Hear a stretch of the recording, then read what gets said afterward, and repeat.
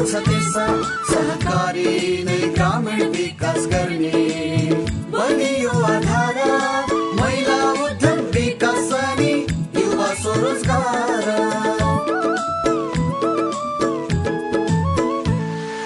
सबै मिलिजुली गरौँ उन्नतिको कर्म स्वावलम्बी र समृद्धि नै सहकारीको मर्म समानता र स्वाधीनताको भावनाले भरौँ आर्थिक अनि सामाजिक सांस्कृतिक विकास गरौँ सहकारी दर्पण सहकारी दर्पण सहकारी दर्पण। नमस्कार, सहकारी दर्पण कार्यक्रमको तर्फबाट यो कार्यक्रम प्रत्येक शनिबार साँझ 6:05 देखि करिब 20 मिनट अवधिभर सहकारीका विविध विषयवस्तु समावेश गरी प्रस्तुत गर्ने गरिन्छ। स्वागत एवं सहकारी अभिवादन आजको यो श्रृङ्खलामा पनि सम्पूर्ण दर्शक महानुभावहरूमा। आदरणीय दर्शक महानुभावहरू, सहकारी आर्थिक, सामाजिक तथा सांस्कृतिक विकासको बलियो आधारको रूपमा स्थापित हुँदै गएको छ। विभिन्न वर्ग र समुदायको आवश्यकतालाई पूरा गर्ने माध्यम सहकारी बन्न पुगेको छ। यसै सेरोफेरोभित्र रहेर आज हामी धादिङ जिल्लाको कल्लेरीमा रहेको साना किसान कृषि सहकारी संस्थाले सञ्चालन गरेका कार्यक्रमलाई पूर्ण रूपमा केन्द्रित गरेका छौं।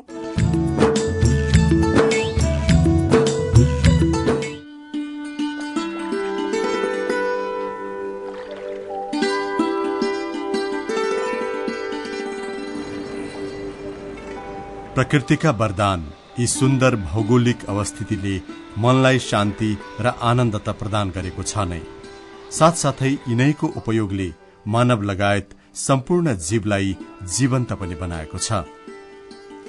प्रकृतिले दिएको यो उर्वर भूमिमा मानव सिर्जित विभिन्न प्रविधि र तिनको प्रयोगले आज जीवन निर्वाह भन्दा माथि उठेर मानिसलाई सभ्यता र समृद्धि पनि प्रदान गरेको छ।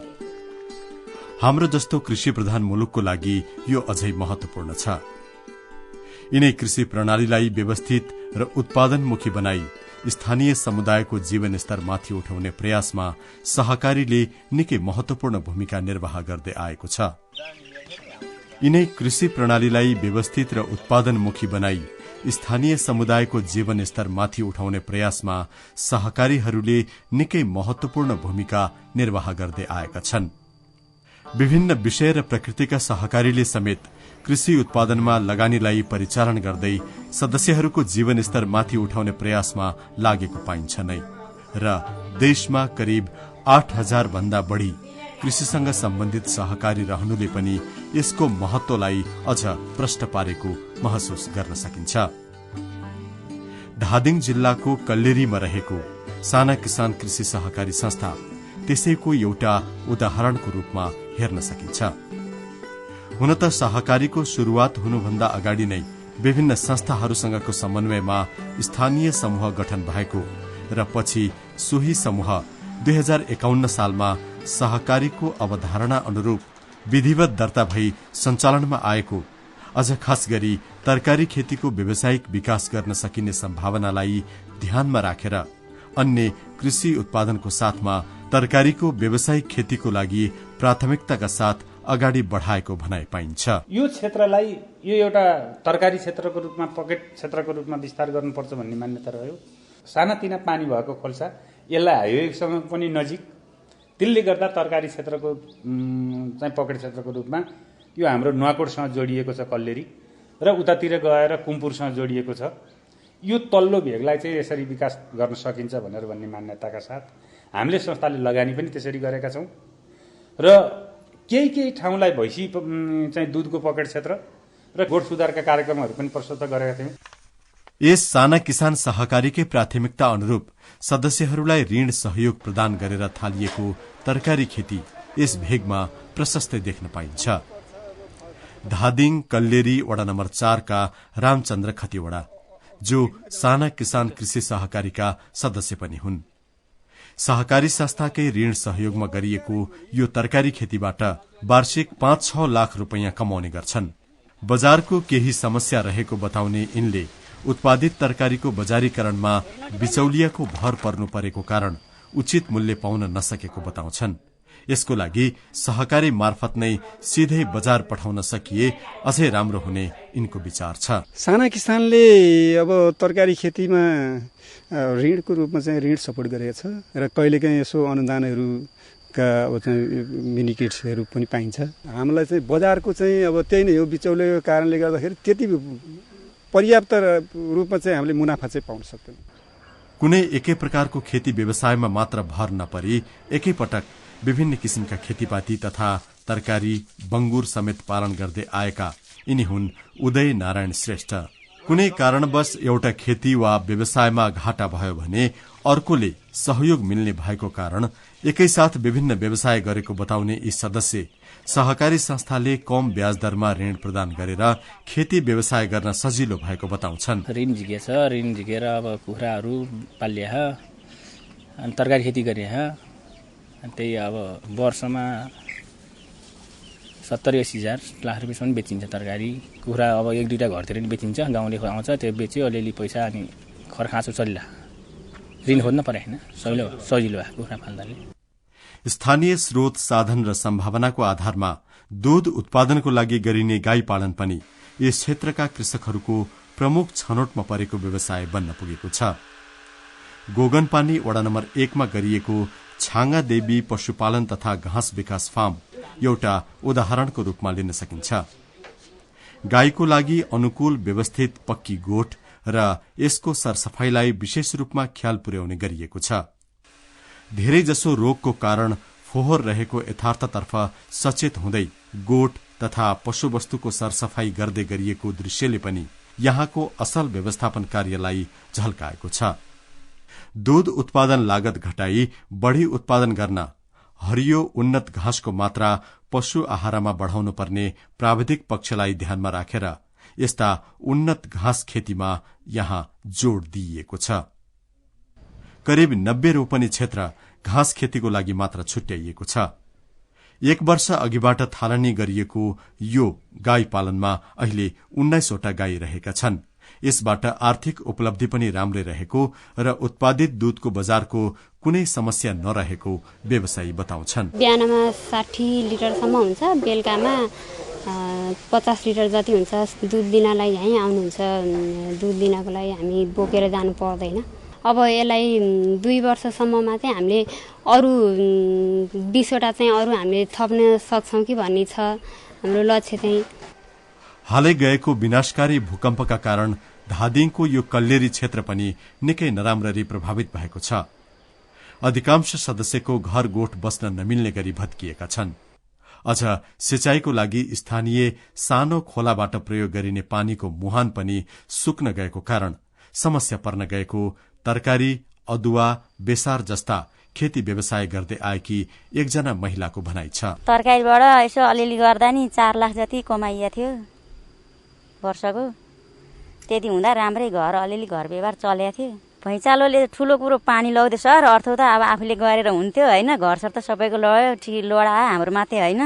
अब यसो कतैबाट पानीको व्यवस्था, यसो तरकारीहरू नजिकबाट दिन धेरै टोकामा बोकेर पसिना धारा चुहाउन नपर्दैदेखि त्यो गराइदिन सकेदेखि त्यो राम्रो थियो हामीहरूलाई। सिंचाईको लागि पानीको साथमा यातायातको असुविधाको कारण उत्पादित कृषिजन्य वस्तु गाउँदेखि बोकेर बजार पुर्याउनु पर्ने अवस्था रहेको देखिएको छ। साना किसान कृषि सहकारी संस्थाको ऋण सहयोगमा स्थानीय बालकृष्ण खतिवड़ाले पालन गरेको बाख्रा पालन हो यो। 1-2 वटा बाख्रा घरायसी प्रयोजनको लागि पहिलादेखि नै पालन गर्दै आएको भए पनि सहकारी संस्थाको समन्वयमा व्यावसायिक बाख्रा पालनबारे तालिम दिएपछि अझ सजिलो भएको बताउँछन्। यही बाख्रा पालनले छोराछोरीको शिक्षा दीक्षा राम्रो गरी हुन सकेको बताउने कृषक सदस्य खतिवड़ा घर खेत समेत जोड्न सकेको बताउँछन्। भूकम्पका कारण अहिले घर गोठ भत्के पनि फेरि यसैबाट बिस्तारै बनाउँदै जाने उत्साह पनि राख्छन्। साना किसान भएपछि अब हामीलाई कुनै साउ हट्न जानुपर्ने कुरो भएन, आफ्नो जमानत राख्नुपर्ने कुरो भएन होइन। अब तिर्नी त्यही हो, अब बाख्रालाई व्यवसाय बढाएरै तिर्ने उद्देश्य छ छन चाहिँ अब कहाँसम्म सफल हुन्छ त्यही हो। घर बनाएको थिएँ, त्यो व्यवसायबाटै बनायो, यो घर पनि बनाएको थिएँ, यो लड्यो। यो चाहिँ होइन, यो पुरानो घर हो। तपाईँको खोरहरू मैले व्यवस्थापन राम्रो गरेको थिएँ। अनि बाख्रालाई तपाईँको पाठालाई छुट्टै खोर, बोकालाई छुट्टै, खसीलाई छुट्टै, पाठीलाई छुट्टै, माउहरूलाई छुट्टै खोर थियो मेरो। यहाँ अहिले सबै भत्केर लडे। साना किसान कृषि सहकारी संस्थाले आफ्ना सदस्यहरूलाई परम्परागत गुजारामुखी खेतीबाट व्यावसायिक खेती प्रणालीमा आबद्ध गराई जीवनस्तर उकास्नका लागि गरेका कार्यहरूले राम्रो प्रतिफल मिलेको अनुभव त गर्न सकिन्छ नै, तर केही त्यस्ता समस्या पनि छन् जसका लागि छिटो ध्यान पुग्नु जरूरी देखिएको छ। उदाहरणको लागि एकजना सदस्यले गरेको बंगुर पालनलाई लिन सकिन्छ। पहिला यसबाट राम्रो हुने देखेर सहकारी संस्थाको ऋण सहयोगमा व्यवसाय थाले, तर अहिले यी बंगुरहरू बेच्न यिनलाई हम्मे परेको बताउँछन्। अब हामीले सानैबाट ऋण लगानी गरे हो, ऋण लिएरै हामीले काम सुरुवात गरेको। साउनबाट मैले लिएर आएर चाहिँ पालेको है। त्यस पछाडि साउनदेखिको अहिलेसम्म मैले 70,000 चान्चुनको बेचेँ। अप्ठ्यारै हुँदो रहेछ, उता पारी लान पर्ने। अब हाम्रो साधन तर्ने ठाउँ नभएको कारणले गर्दा एउटा बङ्गुर काटेर गाउँमा बेचौँ भन्दा पनि सानोमा काट्दाखेरि आफूलाई घाटा हुन्छ, ठुलो बनायो बिक्री हुँदैन, त्यो पनि त्यसै घाटा। समय र अवस्था अनुकूल सदस्यले गरेका यस्ता व्यवसायमा आएको समस्यातर्फ ध्यान पुर्याउँदै तिनको समाधानमा पनि सहकारी संस्थाले जागरूकता अपनाउनु आवश्यक देखिएको छ। सहकारी संस्थाले आफ्नो संस्थाको नाम तथा उद्देश्य अनुरूप कृषिजन्य व्यवसायको माध्यमबाट सदस्यहरूको आर्थिक तथा सामाजिक स्तरमाथि उठाउन गरेको प्रयासले राम्रो प्रभाव पारेको त छ नै, यसका साथै अन्य व्यवसायमा पनि सदस्यहरूलाई ऋण प्रवाह गर्दै व्यवसायी बनाउन गरेको प्रयासले उल्लेख्य लाभ मिलेको सदस्यको अनुभवले बताएको छ। यो ग्रिल उद्योग त्यसैको एउटा नमूनाको रूपमा लिन सकिन्छ। धादिङको आदमघाटमा रहेको यो सत्यवती ग्रिल उद्योगमा 6 जना कामदारहरू नियमित रूपमा काम गर्छन्। यसबाट मासिक 50-60 हजार रुपैयाँदेखि 1 लाखसम्म आमदानी हुने गरेको व्यवसायी बताउँछन्। यो व्यवसाय गर्नुभन्दा पहिला बिहान बेलुकाको जोरजाम समेत अप्ठ्यारो रहेको बताउने व्यवसायी साना किसान कृषि सहकारी संस्थाको कारण उन्नति गर्न सकेको खुलेर बताउँछन्। आर्थिक अवस्थामा सुधार त अब छ नै सर, तैपनि अब धेरै ठूलो उपलब्धि त गर्न सकेका छैनौं। तैपनि बिहान बेलुका खानालाई के खाउँ भन्ने दौडौ छैन। बालबच्चालाई पठन पाठनमा अब खर्च गर्न सकेका छौं। खासै ठूलो उपलब्धि भने त केही छैन। अब गाउँबाट झर्दाखेरिमा यहाँ घडेरी थिएन, घडेरी किन्यो, घर बनाइयो हैन। काम गरिरहेको त्यही मात्रै हो सर, चल्न चाहिँ सजिलो भए। यस साना किसान कृषि सहकारी संस्थाले आफ्ना सदस्यहरूको विकासको लागि विभिन्न निकायसँगको समन्वय र सहयोगमा आधुनिक कृषि औजार, सिंचाई व्यवस्थापनको लागि आवश्यक भौतिक सामग्रीहरूको जोहो, विभिन्न बालीको बिउ लगायत खेती व्यवसायमा आवश्यक तालिमको प्रबन्ध समेत मिलाउँदै आएको छ, जसले सदस्यहरूलाई निकै सहयोग मिलेको संस्थाका प्रबन्धक बताउँछन्। कृषि विकास कार्यालय त्योसँग समन्वय गरेर जनताको लागि तालिमका कुराहरू, विभिन्न अनुदान ट्र्याक्टरका कुराहरू, त्यसै गरी चाहिँ मल बिउका कुराहरू कृषि कम्पनी मार्फत समन्वय गरेर हामीले व्यापारको काम पनि सदस्यलाई हितको लागि हुन्छ भनेर हामीले व्यापार पनि गरेका छौँ। अन्य जस्तै भेटनरीसँग समन्वय गरेर हामीले बाख्राको वस्तुको लागि चाहिँ इन्जेक्सनहरू, जस्तै बाख्राको लागि पिपिआर भ्याक्सिन लगायत यी विविध कार्यक्रमहरू सञ्चालन गरेका छौँ र सिंचाइका कार्यक्रमहरू हामीले धेरै नेपाल सरकारको कृषि कार्यालय मार्फत पनि धेरै सदस्यको हितको लागि कार्यक्रम गरेका छौँ। सदस्यहरूमा सेवा तथा सहयोग पुर्याउन सहकारी संस्थाले गरेको सहयोगका कारण निश्चय नै उनीहरूको जीवनमा सकारात्मक परिवर्तन आएको छ। यसको साथै कठिन अवस्था पार गर्दै आएको यस साना किसान कृषि सहकारी संस्थाले आफूलाई असल सहकारीको रूपमा चिनाउन सकेको र भौतिक रूपमा संस्था पनि सफल बन्दै गएको भनाइ छ। अब अहिले संस्थाको यो 4 रोपनी भन्दा माथिको आफ्नो जमिन, यो बिल्डिङ, त्यस पछाडि वार्षिक 32 लाख भन्दा माथि क्याश बेसिसमा नाफा गर्न सक्ने संस्था। यही साना किसानको नामले नेपाल सरकारबाट प्रदान गरिएको कृषि व्यवसाय तथा व्यापार आयोजना प्याक्ट, त्यो कार्यक्रम सञ्चालन 52 वटा चाहिँ पहिलो चरणमा सञ्चालित थिए। त्यो आयोजना 52 वटा मध्ये सर्वोत्कृष्ट प्रथम भएर सहकारी संस्थाका क्रियाकलापको छायाङ्कनको सिलसिलामा सदस्यहरूको घर दैलो पुग्ने क्रममा भूकम्पका कारण क्षति पुगेको कतिपय घर गोठको अवस्था प्रत्यक्ष अवलोकन पनि गरेका थियौं। सदस्यहरूको व्यावसायिक विकासमा सहयोग पुर्याउनुका अलावा यस साना किसान कृषि सहकारी संस्थाले आफ्नो सामाजिक दायित्वलाई समेत यथाशक्य निर्वाह गर्दै आइरहेको भनाइ पाइन्छ। केही महिना अघि गएको विनाशकारी भूकम्पका कारण ठूलो जनधनको क्षति बेहोर्नु परेको यस क्षेत्रमा संस्थाले तत्कालीन राहतको रूपमा क्षमता अनुसार कार्य पनि गरेको र आगामी समयमा आवश्यक समन्वय र सहकार्य मार्फत पुनस्थापनामा सहयोग पुर्याउने सोच पनि लिएको पाइन्छ। हामीले यो बेलामा हाम्रा बैंकका तर्फबाट हाम्रो संस्थाको तर्फबाट पनि सहयोग गर्यौं। हामीले कर्मचारी परिचालन गरेर डाटा लिने काम गर्यौं। अब उहाँहरूलाई पुनस्थापना गराउने किसिमको चाहिँ सोच बनाएका छौं।